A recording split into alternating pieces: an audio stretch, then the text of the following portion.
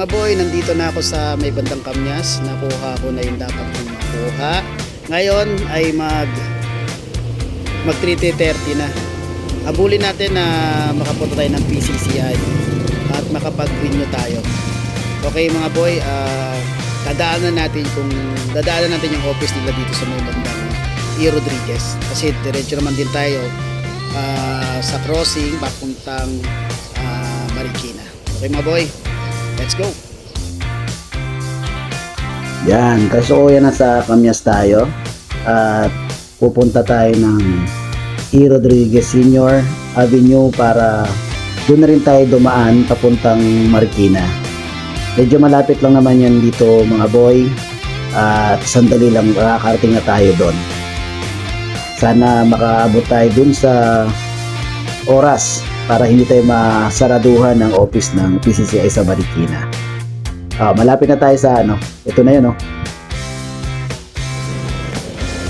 Okay mga boy, nandito tayo sa office ng PCCI sa may Hillcrest Condominium, E. Rodriguez Senior Avenue sa may Cubao, Quezon City. Diyan ako unang pumunta nung meron akong gagawin na change ownership ng nakuha kong dog. Yan yon. Okay, diretso na tayo papuntang Marikina, papuntang Sumulong Highway. Yun nga, diretsoin lang natin tong Aurora at para makapunta tayo ng crossing ng Cubao, then papuntang C5, diretso lang din tayo. Kakaliwa tayo noon papuntang Sumulong. Okay, papunta na tayo ng crossing. Ito na po tayo, nasa crossing tayo at medyo traffic po dito ngayon. Kailangan ito miscarty.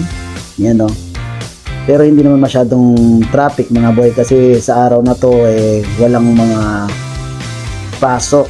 Alam ko walang pasok kasi wala kasing face to face yung aking mga anakis kaya walang masyadong estudyante ngayon. Mas traffic to pag may mga estudyante pumapasok ng face to face. Yan, dire-diretso lang tayo mga boy hanggang makarating tayo ng C5. Sana umabot talaga tayo. Pero tingin ko naman makakaabot tayo papuntang office nila. Sayang kung doon lang mismo sana pinaprocess yung tapos na sana tayo ngayon. Kaso hindi nga doon Kasi pupunta rin ako doon dati. Yun nga, sabi ko nga is magpaprocess ako ng change ownership ng dog na nakuha ko. Hindi daw doon. Dumiretso na lang ako ng Marikina ng panahon na yun. Sabi ko, hindi ko alam yun Sabi niya, diretso ka lang doon sir. At magtanong-tanong ka na lang doon kung saan yung bandang PCCI kasi kilala lang din yun. Malapit yun sa hospital. Yun nga. Padali ko lang naman din siya nakayuha at nagulat ako kasi pagpasok ko doon sa gate, nandun ako sa tapat ng gate ng subdivision. Sabi ko, saan banda rito? At bakit papasok na ako ng gate ng subdivision? Yun pala, doon pala talaga sila sa loob ng subdivision na yun. Hindi ko nababanggitin ko anong subdivision. Okay mga boy, nandito na tayo sa C5. Pero didiretso pa rin tayo ngayon. Sakto. Hindi tayo nagtagal doon sa crossing at didiretso na tayo. Huwag tayong kakanan. Yan, papunta yung Kainta. Dito tayo sa flyover. Yan. So may Sumulong Highway tayo ngayon. Diretso na tayo mga boy. At malapit na yung oras natin. Mag-aalas 4 na. Magpo 4 PM na. Baka malapit na tayo bigla na lang tayo ma-traffic. Dumaan tayo pala dyan sa isang bank kasi na-realize ko wala pala akong pera. Kaya medyo nag-withdraw muna tayo. Pang-bayad lang yun ng pang-bayad lang ng pang-renew ng PCCI ID ko yun mga boy. Malapit na tayo mismo mga boy. Nararamdaman ko na. Pero dadaan pa tayo mismo ng tulay yan. Yan, dadaan tayo ng tulay. After nyan, malapit na tayo. Kasi, Marikina Palengke na. Yan, Marikina Palengke. Tapos yung kanilang sport complex. Nadadaanan natin. At ito nga, kakaliwa na tayo dito sa subdivision sa may Vista Valley. Yan yung subdivision. katabi din yan ang hospital. Yan. Nakaliwa na tayo dyan. Sasabihin nyo lang, pupunta kayo ng PCCI at papapasukin na kayo ng guard. Yan mga boy. Hop. Okay, tapos lalagpasan nyo lang yan. May makikita kayong malaking gate bandang kanan. Papasok kayo dyan. Yan. Napakaganda ng lugar mga boy. Napakalawak ng parking area. May puno pa. Napakaaliwalas. Kaya pag may oras naman kayo, punta kayo dito. Pag puro online. Diba? Pag may oras tayo, is pwede naman natin puntahan ng personally. Puntahan natin. Diba? Para ma-experience natin mismo. At walang pila mga boy. Kasi nga, karamihan online yung ginagawa. Diba? Sa mga kagaya natin na hindi naman masyadong busy, pwede tayo sumaglit. Diba? Yan, no? Isa nga, tumatambay pa ako dyan. Ang tagal kong lumabas Ang tiyempo pala na nakaraan ako pumunta dyan, pasarado na, tumambay pa ako. Sabi ng guard, lalabas ka ba? O ano? Sabi ko, wala. Natuwa lang ako sa lugar. Kaya picture-picture pa ako, nagbibideo ko. Anyway, hindi tayo pwede mag-picture habang proseso yung papel natin mga boy, ha? Kaya dito lang tayo pwede mag-video. Okay, nakapasok tayo. Pero hindi tayo pwede mag-video habang kausap natin yung nagpo-proseso ng pakay natin doon. Yan yung mga window kung saan pwede kang makipag-usap sa kanila at sabihin kung ano ang pakay mo. Nga mga boy, natapos na tayo sa pag-renew natin ng ating PCCI ID o registration. Ayan ayan na binayaran ko, 616 dahil late tayo. Ayan, membership fee 550. Okay, diba? Ayos. At syempre binigyan nila ulit tayo ng another magazine ng 2022. Ayan. Pero tayo niyan, diba, pinadala na tayo. Pero ngayon, mas binigyan pa tayo, syempre sino pa naman ako para tumanggi, kinuha ko na ulit. Okay. Yun nga, na kahit paano na-sketch ko sa inyo ng konti yung pagpunta rito sa PCCI office dito banda sa Marikina, kung saan mismo nag-show, diba? Lalaban-laban ang pagandahan at palupitang mga dogs, mga breeding dogs. Napakaluwag dito mga boy, tingnan nyo naman.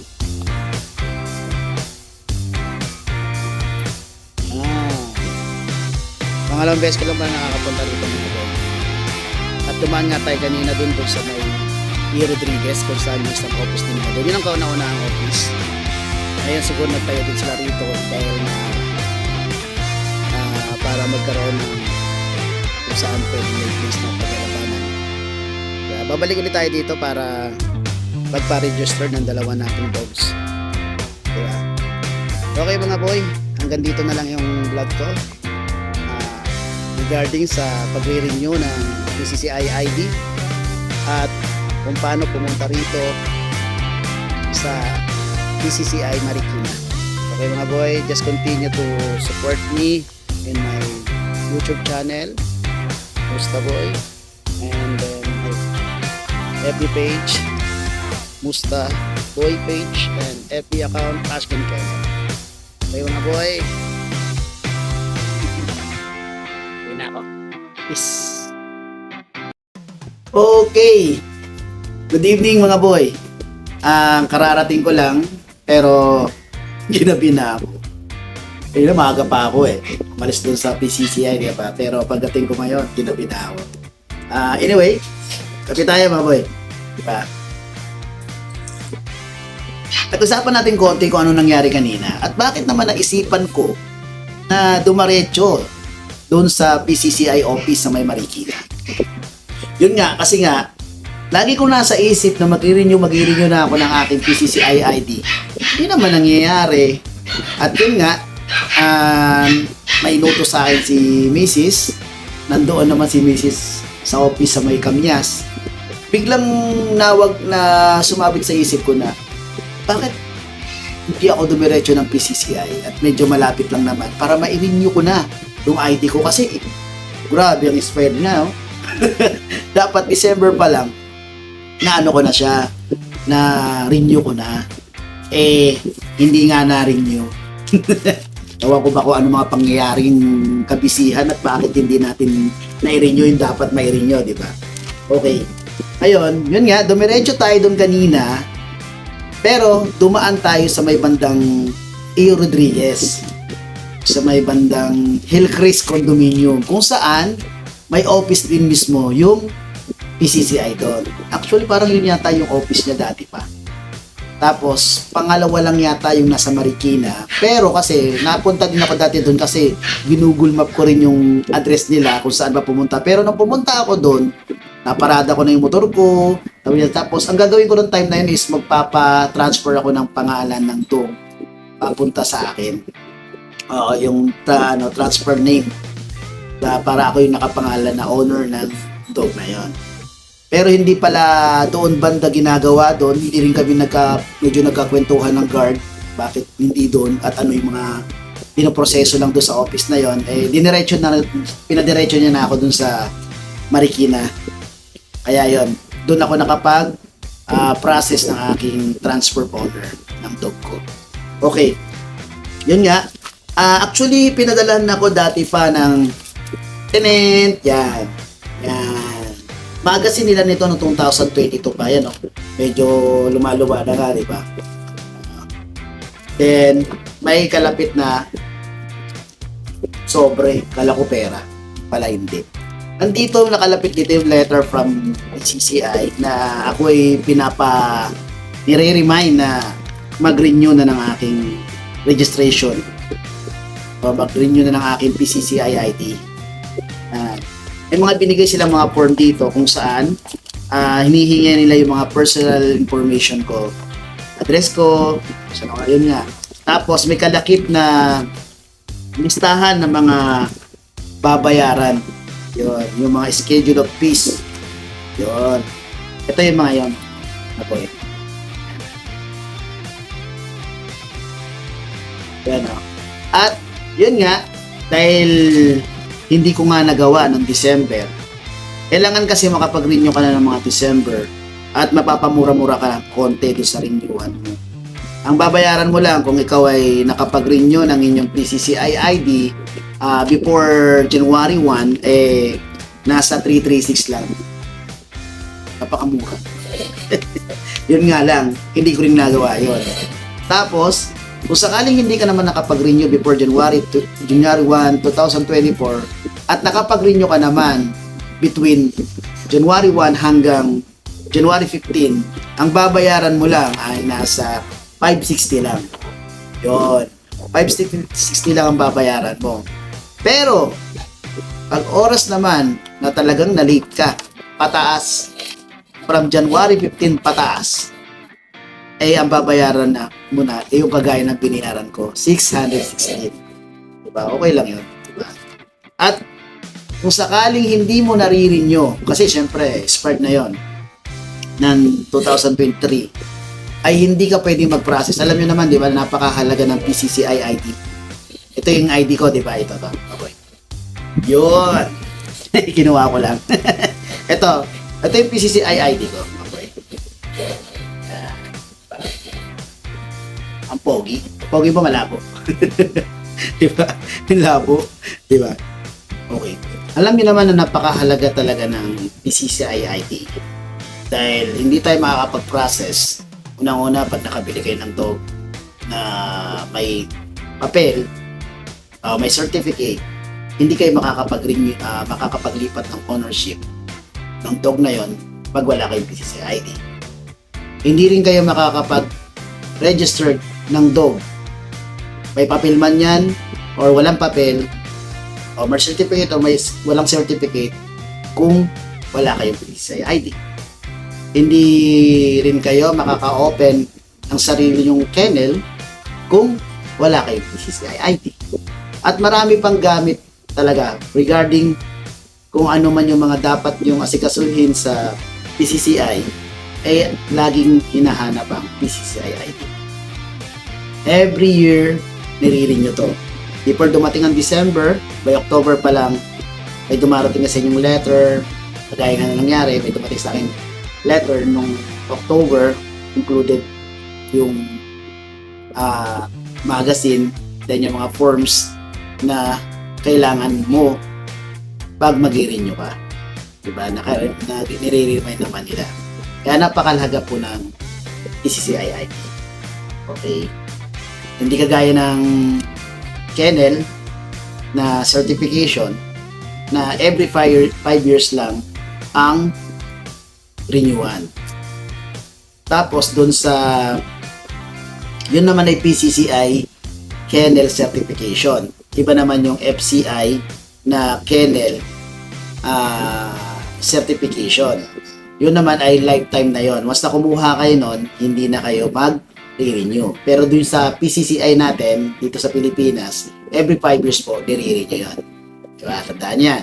Ito, every year, nire-renew to. At napaka-useful po nito sa lahat ng transaction sa PCCI.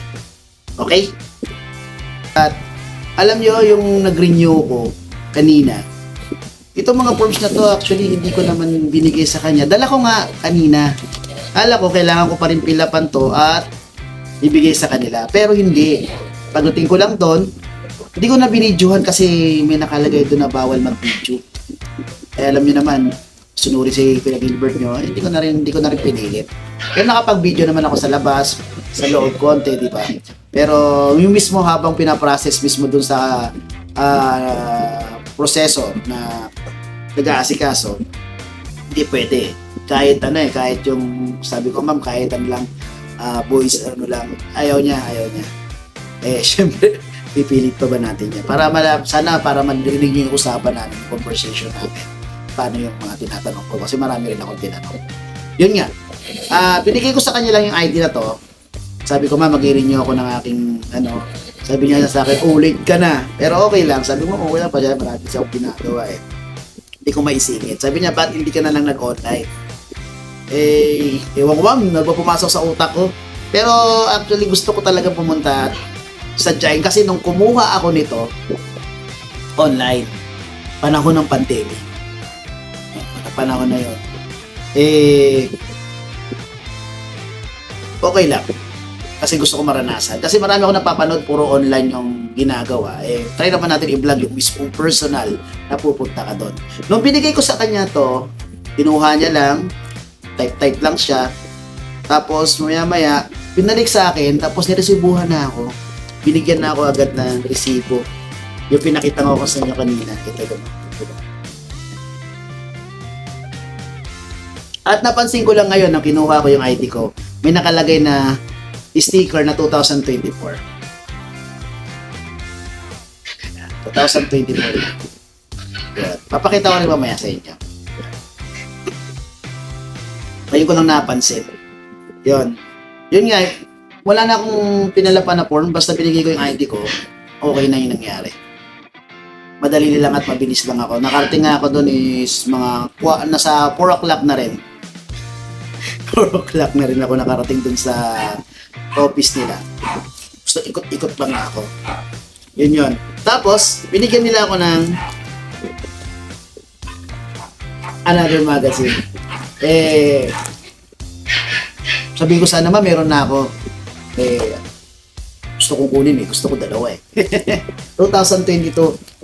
Yun yung magazine nga na binigay sa akin. Siyempre, siguro yung 2023, yun naman yung ibibigay nila nitong October ng 2024. At sisiguraduhin ko na hindi na ako malilate, mga boy. Kaya, yun nga, yung tungkol lang naman yung pag-uusapan natin regarding sa pag-renew ng aking PCCI ID. Nagtanong din ako doon na first time ko rin nagagawin yung magpapa-registered o magpapa-certificate ako ng anak ng aking mga dogs. Kaya kumuha na nga ako ng form para mapilapan ko na. Yun naman ang susunod nating ipa-vlog, mga boy.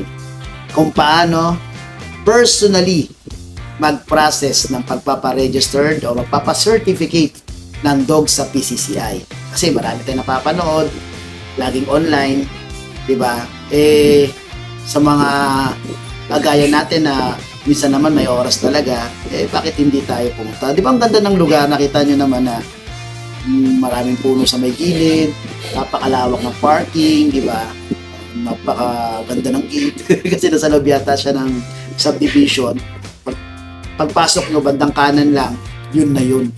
Diba? Napakaaliwalas. Tapos nakapakalawak sa loob kasi nga, doon ginaganap yung mga show ng mga street dog. Doon sila naglaban-laban.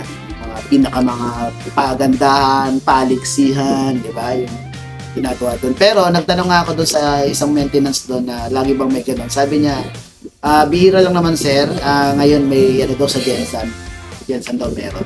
Pero nitong linggo daw, sunod-sunod yung kanilang program doon. Okay mga boy, pinaliwanag ko lang ng konti yung yun nga, yung pag-renew hanggang dito na lang kasi nagpaalam na ako kanina, di ba? Gusto ko lang isingit yung konting information, di ba? Okay mga boy, maraming salamat, good evening. At syempre, dinner na kayo pero ako kakape muna. Okay mga boy, maraming salamat sa panonood ng aking vlog. Remind ko ulit, please subscribe in my YouTube channel, Mustaboy. Mag-react kayo, mag-comment kayo. Nasa 490 na tayo. Please naman po, pabuti na natin yung 500. At sana naman po, umabot na ako mismo sa 1,000. Na hinto lang ako ng mga ilang months, pasensya na po. Pero ngayon, mga isang buwan na rin ako nagko-continue na mag-upload ng mga videos. Then, follow naman tayo sa Mustaboy page ko. Diba? Doon ko naman kasi ina-update ko rin doon yung mga nabablog ko na mga pet update sa mga sellers natin. And syempre, yung ating Ashken Kennel. Ngayon ay nasa 1.7 plus na tayo. Malapit na tayo mag 1.8. Maraming salamat po sa inyo sa pagsusuporta nyo. At doon sa mga hindi pa nakapollow, please, follow na po. Wala pa man, nagpapasalamat po ako sa inyo. Okay mga boy, maraming salamat. Good evening. Ingat kayo lagi and peace.